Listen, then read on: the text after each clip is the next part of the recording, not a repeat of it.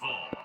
Hello, thanks for joining us. I'm Mary Kelly in today for Deborah. It was once one of the most popular clothing brands in America. Abercrombie & Fitch was a major pop culture phenomenon, using buff young men and sexy girls to promote their brand.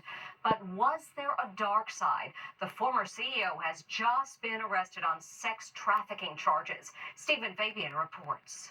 The former CEO of Abercrombie & Fitch was just busted for allegedly running an international sex trafficking ring and engaging in interstate prostitution. He was using his power, his wealth, and his influence to traffic men for his own sexual pleasure. Mike Jeffries, seen here in the white shorts after his $10 million bond hearing in West Palm Beach, and two other men were arrested this morning, accused of sexually exploiting aspiring male models. According to the indictment, 15 John Does accused the 80-year-old former CEO of pressuring them to participate in sex parties at lavish locations around the world.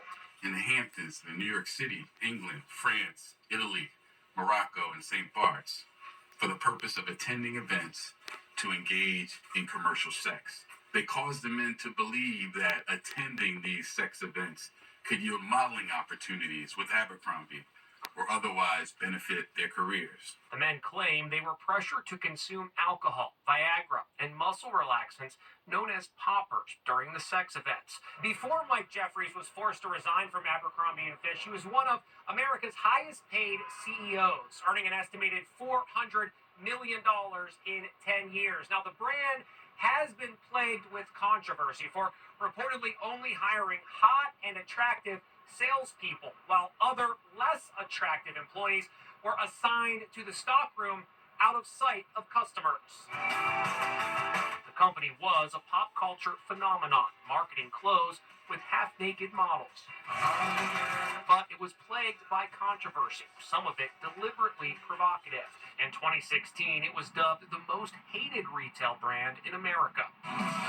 The Netflix documentary White Hot captures the behind-the-scenes turmoil. They noticed a bunch of Asian people in the store. They said, well, you need to have more staff that looks like this. And they pointed to an Abercrombie poster. Now, the biggest scandal yet, as the former CEO stands accused of sex trafficking. Jeffries has previously denied any wrongdoing. We reached out to Abercrombie & Fitch, but did not hear back. Now a scare on a bus as a driver suffers a seizure and a passenger runs to the front and takes the wheel, saving the day. Now that hero is speaking exclusively with Jim Murray, revealing it was his very first time driving a bus. A morning commute turns terrifying after a bus driver passes out at the wheel. The alarm sounds, and this quick-thinking passenger jumps up to help the distressed driver. With coffee still in hand, the passenger tends to the driver. Then a second passenger runs down the aisle to lend a hand. Suddenly, that second passenger is now behind the wheel of the full-size bus, managing to steer it while calling dispatch in Colorado Springs. Dispatch, I am on number 1 Southbound Academy. Your bus driver is having a seizure. There are multiple cars on the road, but the passenger-turned-driver remains cool under pressure, even though he's never driven a bus before. I boarded a similar bus at LA's regional transit service. The quick-thinking passenger somehow managed to find the footbrake on the bus, familiarize himself with the wheel in seconds, and even communicate with dispatch over the radio, all with zero training or experience. I am parking the bus. The bus comes to an abrupt but safe stop. He's breathing, but the seizure seems to have stopped. And here's the hero driver, Joseph Woods. Have you ever driven a bus before? No, sir. It was automatic. I did not know the controls. It was get the wheel, get on the radio, let them know that this man needs help. As scary as it was, it could have been a lot worse. Yes, it could have been all bad. That's a big machine to run into somebody. Your bus driver is having a seizure.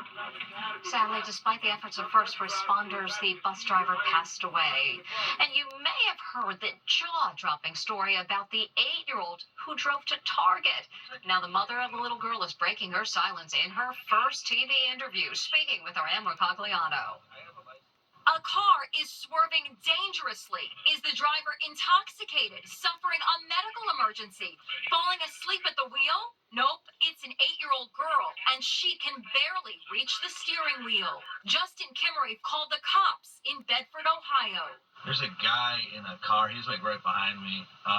He's swerving everywhere. He was shocked when the car pulled beside him. I think that's a child. That looks like a little kid.